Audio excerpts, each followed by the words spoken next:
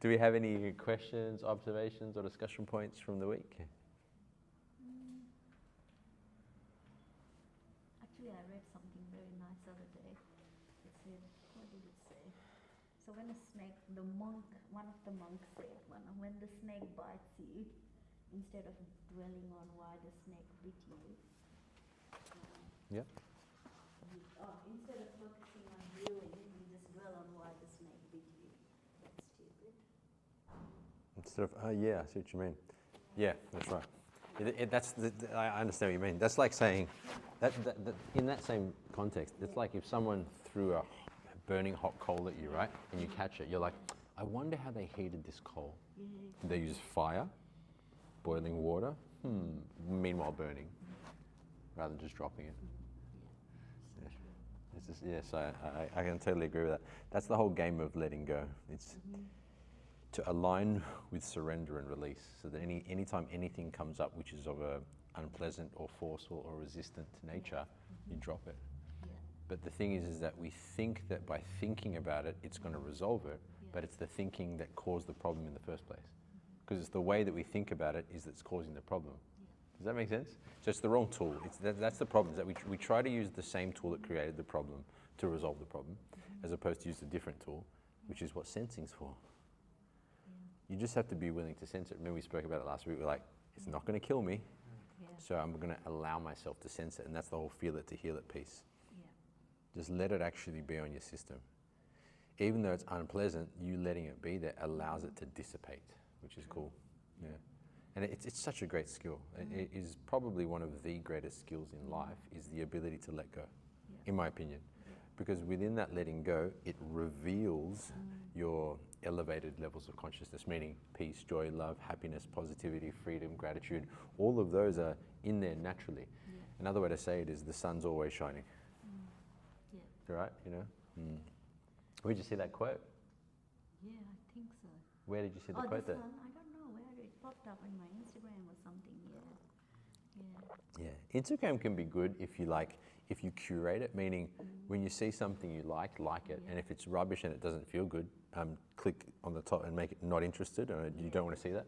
So then your feed actually becomes uplifting, if that makes sense, as opposed to just, I follow this crap. woman called Mel Robbins. Yeah, the high five habit lady. Yeah, she's pretty good too. Yeah, she's like a personal development coach. Yeah. And I was reading the book that you gave me. Letting Go? To the point, It talks about hanging out with people with high frequency vibration, and it actually makes sense. Because energy, That's right. Yeah, and there was a recent study on that actually, but they did it more from the physical standpoint, where they put, they basically took high achievers in study, and they got low achievers, and the people who hung out with higher achievers got their marks went up by something like 15 or 20%, and the people they put around lower achievers, their marks went down by 30%. You know what I mean? So even in that context, you become like you hang around. That's why places like, those Alcoholics Anonymous and places like that are very helpful, because there are all these people that have broken the habit of alcohol. They go around and then they get out of that habit.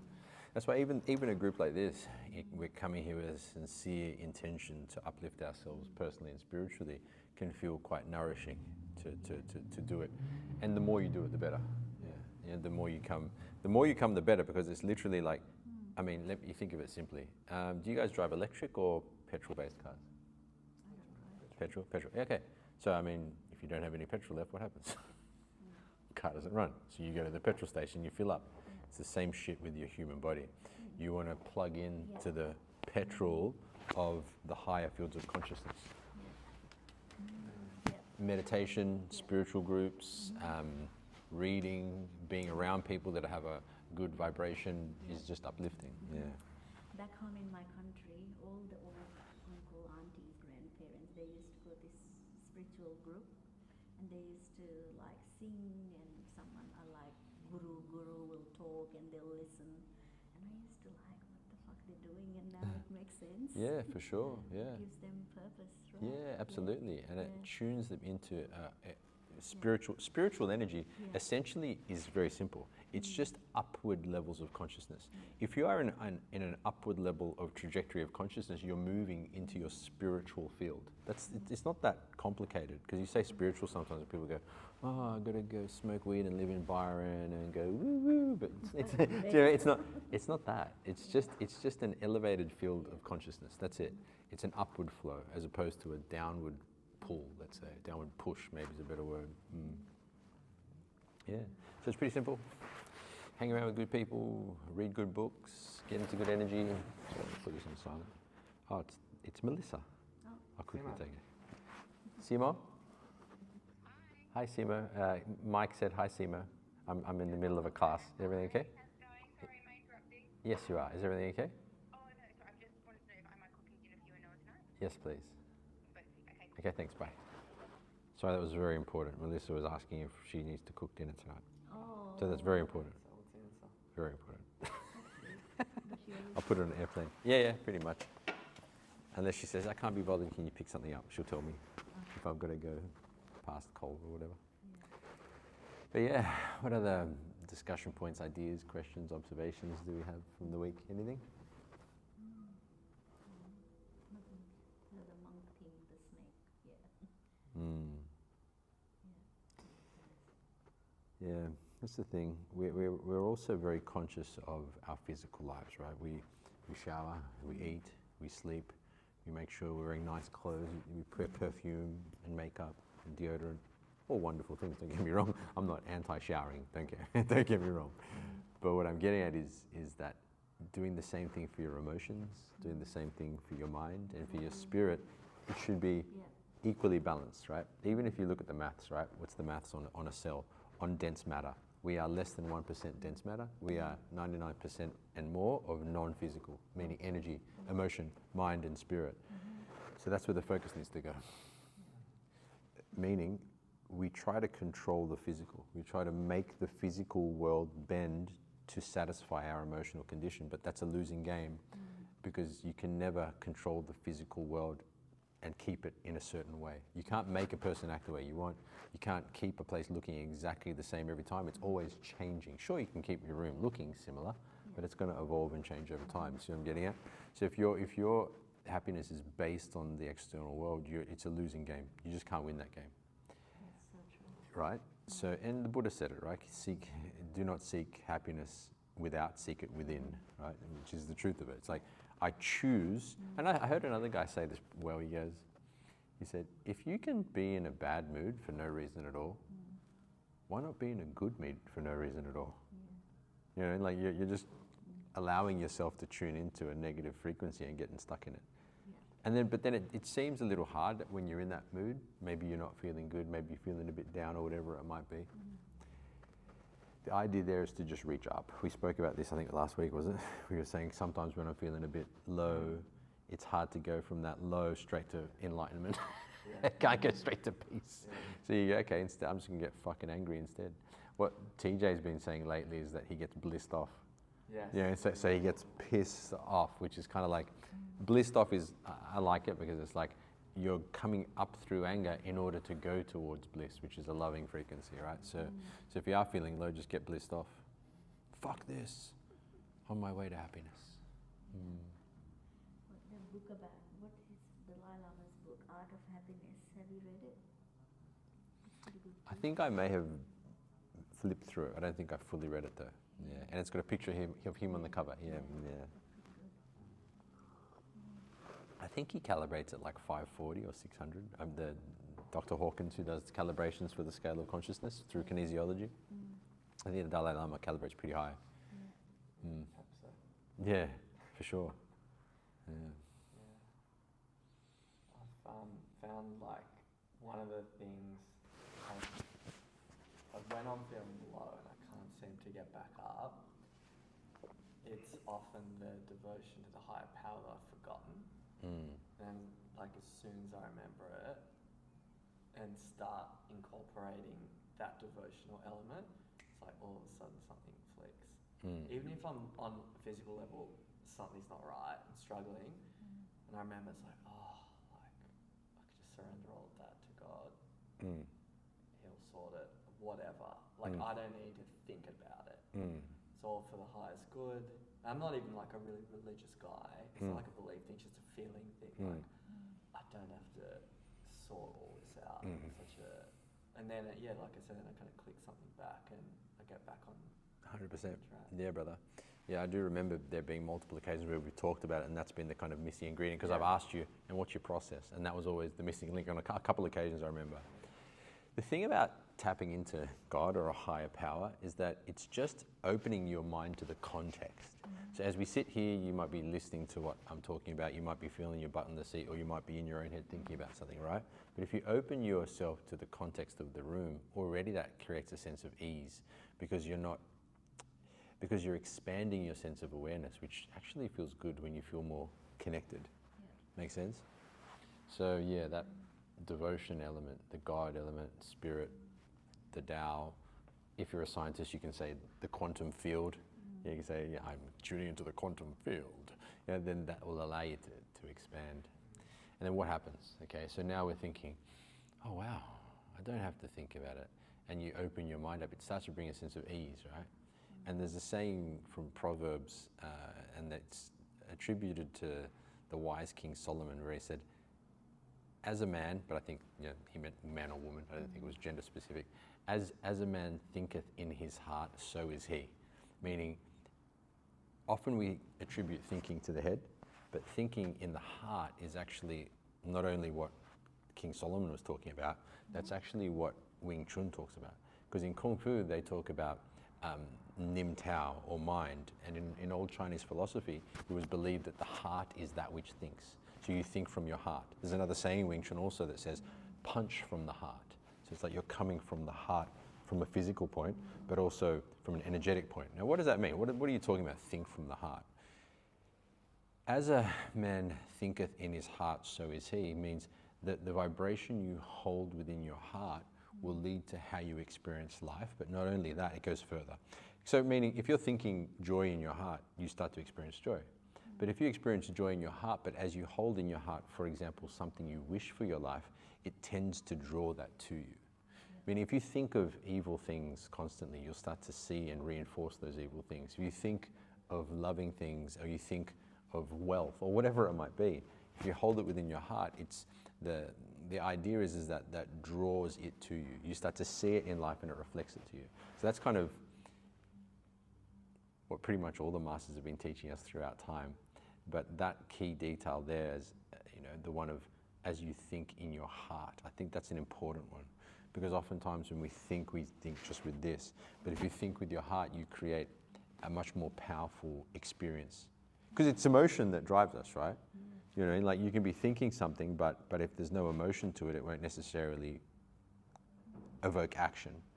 But think about when you buy things, like you're usually looking at it and thinking, oh, I'm going to feel good when I wear that. You're not looking at it and going, oh, I think the green matches my eyeballs. You know what I mean? Like this, it's not usually a logical sequence, it's an emotional sequence. So why am I saying that? Because becoming aware of devotion is linked to spiritual intention, right? Because spiritual, God. Intention, mind. Simple, right? And what does that lead to? A feeling. So you're thinking in your heart of your spiritual intent. You're bringing that devotion into the heart center, which just feels good. It feels good. And from that, you feel good. So life's just good. Like when you feel good, life's good. Does that make sense? So that's the simplicity of it, right? But not only that, it expands your influence in life. Meaning situations tend to move in your direction. Relationships tend to flourish when you're in a good energy. Does that make sense? Yeah. Devotion. Because without it, I was still doing all the other stuff, like the spiritual intention, letting go, but because it was up here, it didn't feel, it'd be like, okay, spiritual intention, unconditional love, but it felt like just words. Because you're right, like the head, it was in the head and not the heart. And even trying to letting go without the devotion, it was like very tight, like me being like, come on, look good. Like, Kind of like greedy for peace. Exactly, Yeah. That's right. So as opposed to open to it. like exactly, sensing it's already there. Yes. Yeah, there's a term that Dr. Joe Dispenza uses. Have you guys heard of Dr. Joe Dispenza? He wrote a book. He's written many books, but there's one. It's called Becoming Supernatural, and in around about that book, and even to one of his books, some of his books before that, he would call it heart-brain coherence, and I think that's a good term, heart-brain coherence. When there's a sense of alignment between the head and the heart, so that, and he says, in his studies has shown that when you do have heart-brain coherence, it expands your aura, meaning the field from your heart center expands, so your aura becomes further reaching. You have greater sense of devotion or of context. So yeah, that heart-brain coherence, that head-heart connection is so powerful. And that's what we train in Kung Fu. Sense your center. Yeah? So we sense from the tail to the crown, even from the earth at times, to get a whole sense of the whole etheric system. So you sense that space, and as you sense it, you bring your spiritual intention. So you've got physical, emotional, and mental coherence, so to speak. Yeah. Yeah, and the whole idea is that you live from that space. You live from a space where you're feeling your body, heart, mind all unified. Centering in your intention, or in your spiritual intention, is the tool. Like we've spoken about spiritual intention: joy, happiness, peace, love, prosperity, freedom, wholeness, oneness, gratitude, so on and so forth. You train your brain, your heart, your body to attune with that. Because literally these are all energetic centers which can be attuned. How? Intention and attention. So your intention is gratitude, for example, or love, or joy, and then your attention is on that frequency within you. So, and it's all trainable. You know, the problem is that if you just let your mind run, it'll naturally run to the negative, because that's the physical body wanting to survive. So the ego mechanism of they call it like the reptile brain, the one that doesn't have the prefrontal cortex on top of it. That was at the back in here somewhere. that one wants to survive. So its nature is to look for the negative to protect us from the negative, right? So if you don't override that through conscious attention and intention, it'll just take over and start fearing all the possible bad outcomes to protect you. Does that make sense? So it's actually inbuilt there for our benefit, meaning if it wasn't there, we wouldn't be alive today to complain about it. You know what I mean? But because it's been utilized up until this point, we now can complain about our ego. But that's why it's called becoming conscious. Do you know what I mean? It's not, if becoming conscious was an easy thing, it would require no attention or effort. It'd just naturally go that way. But it does require attention and intention and effort, in the sense that you let go, right? So yeah, as we become more conscious, we fall into that flow of devotion, we start to feel good, we start to let go, and it becomes more of a natural way of being. Otherwise, the mind will just run to the negatives, and you'll notice that. One simple exercise in that you can use is that observe your thinking like you're observing a television or a radio station.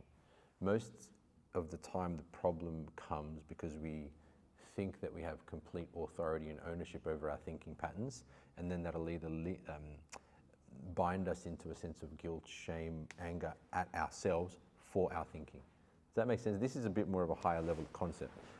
Let me put it another way. All the levels of consciousness are radio stations. Yeah.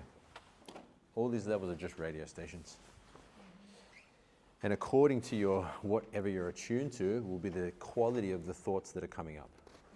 Whether it's a fear thought or an anger thought or a loving thought, right? So why is this an important concept to be aware of? And how can we argue that this is true? How can I say to you that you are not the one thinking your thoughts? Or to you, Tim, how can I say to you, you're not the one, or I'm not the one thinking my thoughts? And it's clear and obvious in one simple exercise. If you're in charge of your thoughts, stop thinking for me. Right? If you are the one in charge of thinking, stop thinking. No one's ever won that game, you know? Because you know what will happen? You'll walk on and thoughts will come up. Knowing that thoughts are autonomous, like your heartbeat and like your eyes. So you use your logic here. You think, oh, my eyes automatically see, my heart automatically beats, I breathe automatically, I don't have to make these things happen. They happen as a consequence of being a human, right? Thoughts are in the same category. Thoughts arise from the field of consciousness itself, determined via your degree of alignment with each field. It's not to say that you're stuck in, and we've all had positive and negative thoughts, right? We've all wanted to run that person off the road. We've all wanted to hug that person and love them. You know what I mean? We all have got the human emotions and thoughts and experience. So what I'm getting at is that by observing the quality of thoughts, you can see them as a thought stream, and you can know that it's just, they're just thoughts, they're not me. So you are not your thoughts is what I'm trying to get at. But you are the person who determines the direction of the quality of thoughts that will come via intention and attention. So we have more influence, not over what we think, but the direction of thinkingness that comes out, meaning you can think in a direction which goes up, meaning love, joy, peace, or you can be a bit more unconscious and go down, right? And go to the lower thoughts, right? And your intention is one part that influences that, and your attention is the other. Intention is the macro. It's the, I wish to be loving, for example. Attention is what you're focused on simply in this moment, right? You could be focused on a thought in your head and be ruminating that. You could be focused on the sense of your feet on the floor. You can be focused on something that happened yesterday. You see what I'm getting at? So they're actually the two things you can influence, which will determine the direction you are in this flow. So you can think of this as a stream of water flowing up, right? Up towards the highest level. And you can be forcing your way back down against it, which is a struggle, or you can just release, let go, and point your mind upward, and you go up with it. Does that make sense? How does attention, does attention and intention link? So Yeah, sure. can you? Yeah, sure. So, you think of intention as let's say we want to go on a holiday. Where do you want to go? Where would you like to go for a holiday? Fiji. Okay, Fiji. The intention is Fiji, right? And on the way to Fiji, your attention is what you're pointing your mind at. Oh, this nice restaurant. Oh, I'm getting on the plane. Oh, I can see Fiji's. Okay, now I'm in Fiji. Okay, so intention is ultimately the way you want to express yourself in the world, and attention is just where you place your focus moment to moment. Now, the relationship is not only as to what you're focused on, but what you focus on and the feeling quality in relationship to the Fiji. Meaning, if I'm looking at this kettle, right, and I'm looking at it and I'm thinking, what a fucking shit kettle. It's silver, could be gold. What a loser kettle, right? So I'm really projecting I'm looking at the negative side of the kettle. Or I could be like, wow, it holds tea and it's warm, and wow, it almost reflects my teeth. I could see what I'm getting at. So my attention, not necessarily on the object, but the quality of the way I'm looking at it, my attention, will determine my relationship to my intention. Let me put it another way. Intention is linked to the spirit, meaning it's always upward. I've never met anyone in my whole life, maybe one guy actually, that had a negative intention. There was this one guy I worked at with Pizza Hut in Willoughby Road back when I was 17, and he was like, I love the devil. And I was like, what the fuck are you talking about? Yeah, he was like, and he had all the tattoos, and I was just like, you're weird, bro. You're fucking weird. He's the only person I didn't want to lie. So yeah, he's the only person I've ever met that I think had a negative intention. But most people have a positive intention, meaning gratitude, love, friendship, hope, abundance, prosperity, freedom, joy, oneness, whatever, right? So your intention is 99.999 times out of 100 is moving towards your spirit, right? So why is that important? Why am I bringing that up? Because if the mind, the attention, is focused on the intention, you feel good. See how I'm getting at? So that means your mind is focused towards your spirit, meaning towards your nature. When you're focused on your actual nature, it feels good.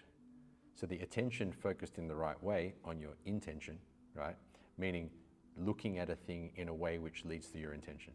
Looking at the cup as half full, so to speak, links you to your intention, if that makes sense. So to put it very simply, your attention, determined via the quality and direction of it, will link you to your overall arching intention.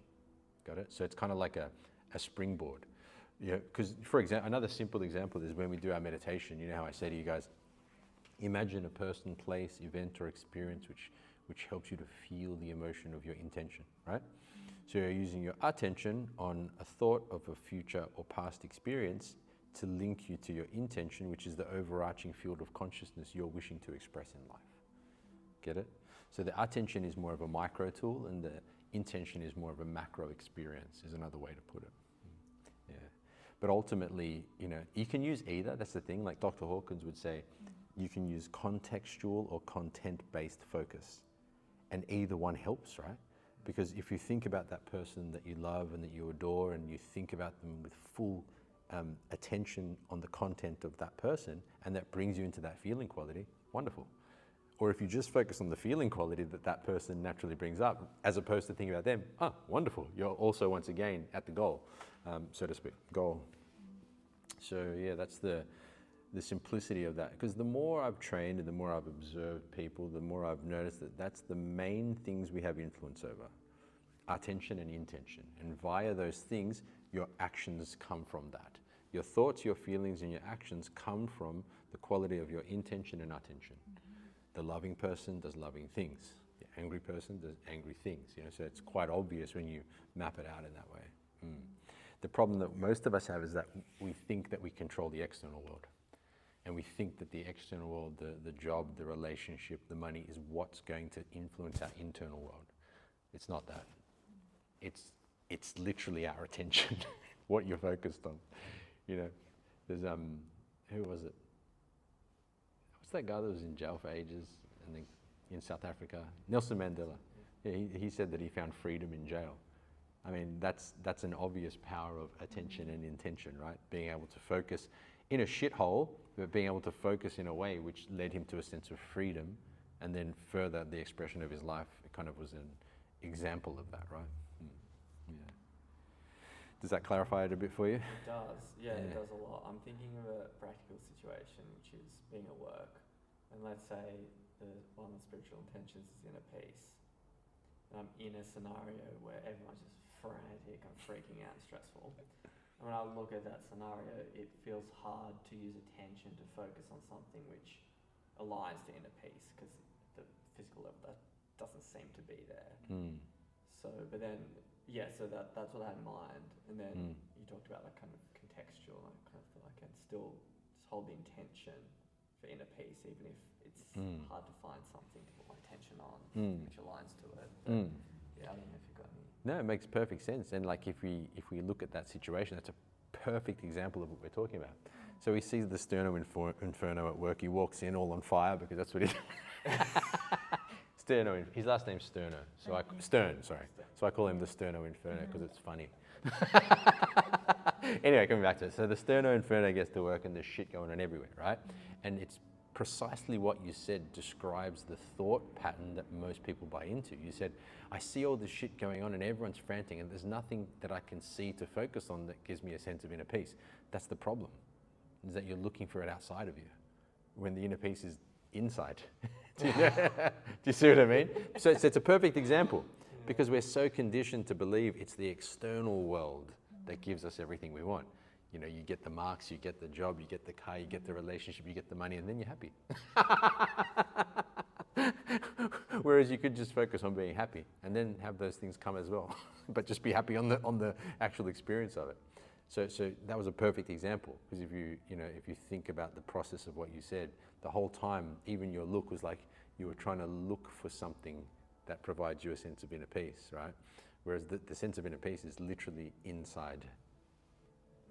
Like you have a center which is always peaceful, right? Yeah. But because we're looking for it outside of us, just that act in itself will create tension. Do you know what I mean? Just the act of looking to find peace outside of your own space it's essentially an impossible, you know, in the sense that your projection onto the external will be what will give you a temporary sense of peace, even if it's temporary. Meaning, you know, you might go to a lovely beach in Fiji, right? And you look at the beach and you go, wow, this certainly makes me feel peaceful. And it's true. It makes you feel peaceful because you've projected that onto it. It's what I'm getting at, right? So once again, you hold the power, but you put the power onto the scene, right? Because you could sit there and be like, fuck this ocean. Do you know what I mean? You could be like, I hate peaceful seas, they suck. Do you know what I mean? So a different person could see a scene like that and they could find it tumultuous. You know, they go, ugh, that sucks, right? So what's the truth then? What's inside? Simple as that. So we have to learn to take that level, which is this one. Because we all go up and down. I'm not saying I'm better than anyone else. We all go up and down, meaning we're all humans, right? So we've all been seeds and we've all been plants. We've all been embryos and we've all been older, let's say, right? So what I'm getting at is that we need to remember this line. The line of integrity, which says to us, I am fully responsible for the way I feel. As soon as we bring that in, we go, oh, it's got nothing to do with all of this franticness. It's me. And that's the reminder, the line of integrity. And then if you want to go beyond that, the next kind of critical line is the one between the 4s and the 5s. That's the going from, and the thing is that 400 is still really good. Like anything over 200 is good in the sense that you're not forceful, but there is, you're less forceful. You've stepped into the fields of power. So there is an upward trajectory, but there is still some force in that the belief structure between 200 and 500 is the law of cause and effect. Now this is just going a bit deeper.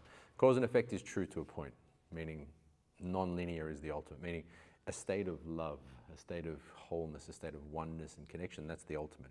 We all want to feel a sense of love, right? So whether that's in the form of gratitude or connection or oneness or joy, right? That we all want that feeling, right? But that's the non-linear domain. That's a total different paradigm. That's the emergent. We're going pretty deep there now, but simply put, that's moving from cause and effect to spontaneous emergence, meaning potential manifests moment to moment according to the situation. You have a bunch of seeds and you throw them across some grass. Some of it just burns and dies. Some of it grows, depending to the environment that it lands in.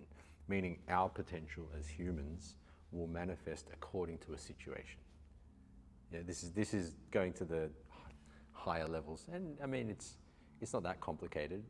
To make it very simple, just think when you're in love. You just feel love.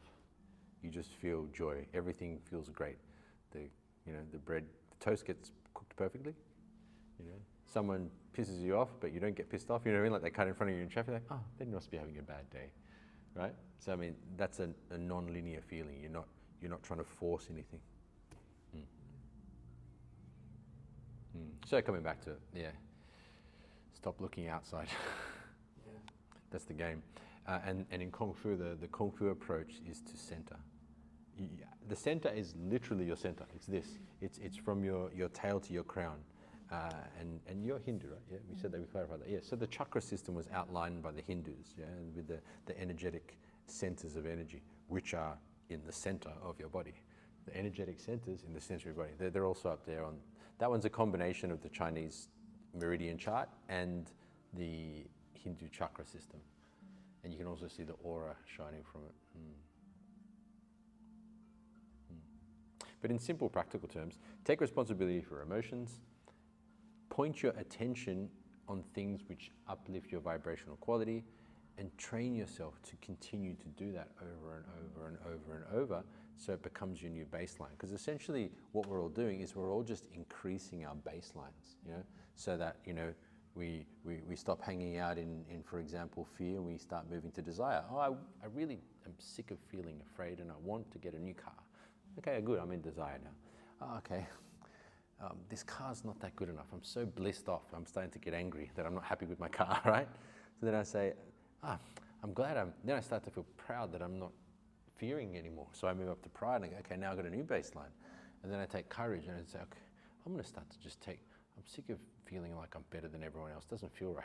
I'm gonna take responsibility for my actions. We move up into courage. See what I'm getting at? So as we and the thing is, you can go down as well.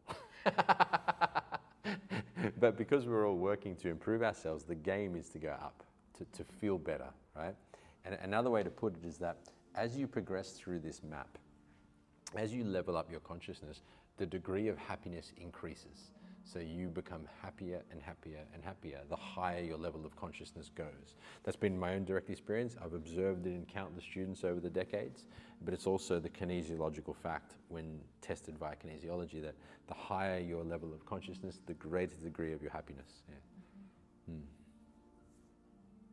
yeah, you just don't, because you don't hold on to shit, right? Good. Any further discussion points, questions, or observations before we do a short meditation?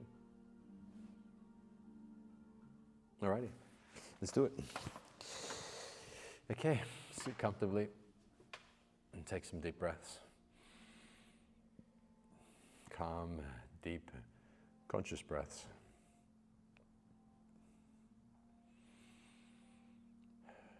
Our Father who art in heaven, holy be your name. Your kingdom come, your will be done on earth as it is in heaven. Give us this day our daily bread and forgive us our transgressions, as we forgive those who transgress against us.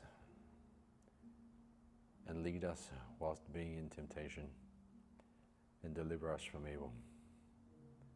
For thine is the kingdom and the power and the glory forever. Absolute, infinite beingness, God, everlasting life, love and mercy, manifesting yourself in yourself as the total wisdom and almightiness. Enlighten our minds to understand you as the truth.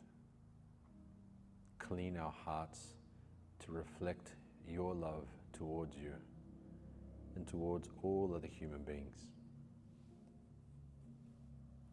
Now, continue to breathe deeply. Breathing in the vitality, energizing your system.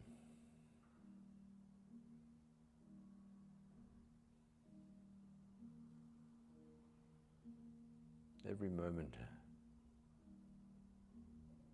the lords of the elements, vitalizing your system, healing your body as you breathe, as the blood travels through your system. All the organs, the heart, the eyes, the brain, the lungs, all the organs working in perfect harmony to sustain, heal, and support our bodies.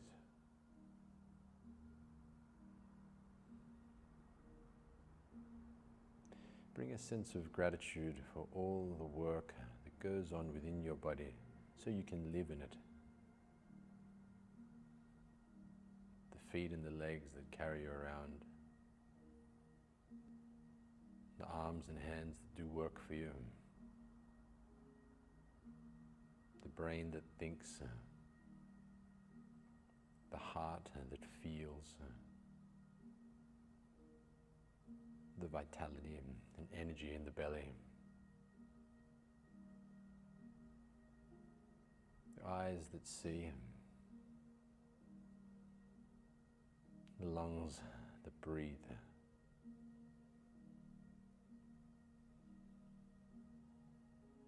Breathe in this sense of gratitude, appreciation for all the works that go on within your system to sustain your experience of life.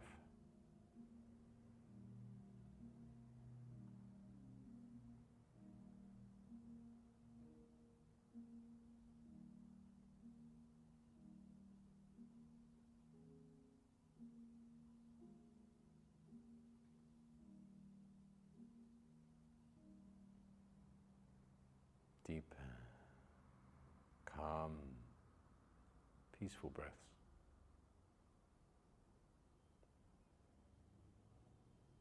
As you enter into this frequency of gratitude, appreciation, feel it.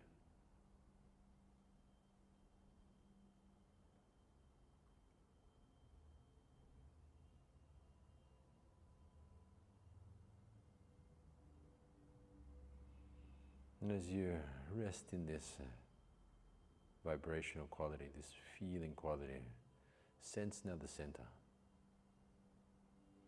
From your tailbone to the crown of your head, centered in gratitude, centered in the flow of appreciation.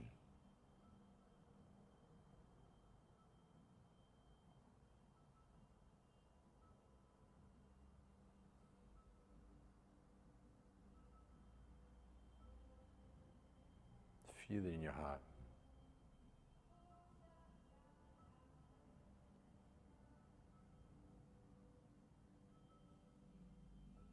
Now see, sense and feel the heart center vibrating with appreciation, gratitude. See it shining now with a rose white energy, a peaceful, loving, joyful energy vibrating within the heart center.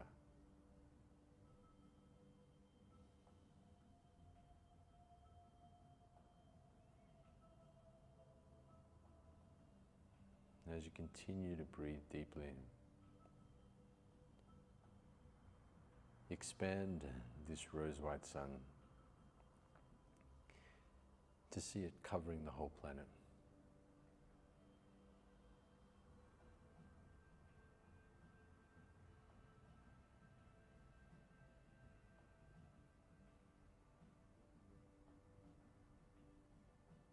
Feel it.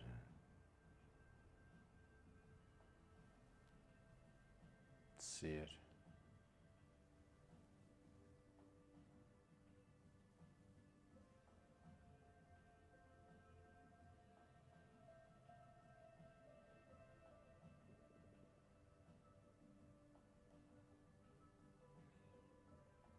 And as you softly focus on this rose white sun covering the earth, feel only love in your heart.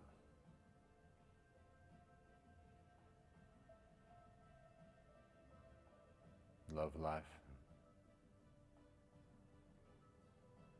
Love yourself.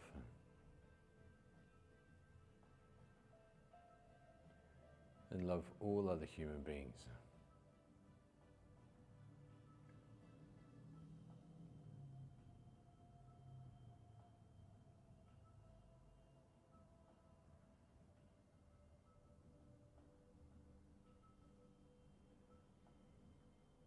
Bring the awareness back to the body.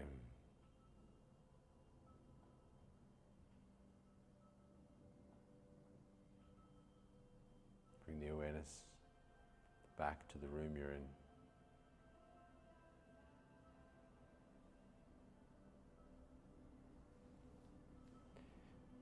And whenever you're ready,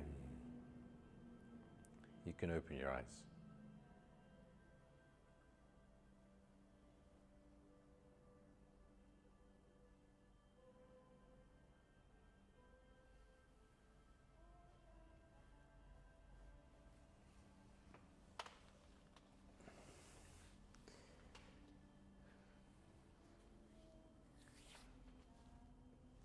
Very good. Thank you. Thanks, guys. Thank you. So much. Pleasure.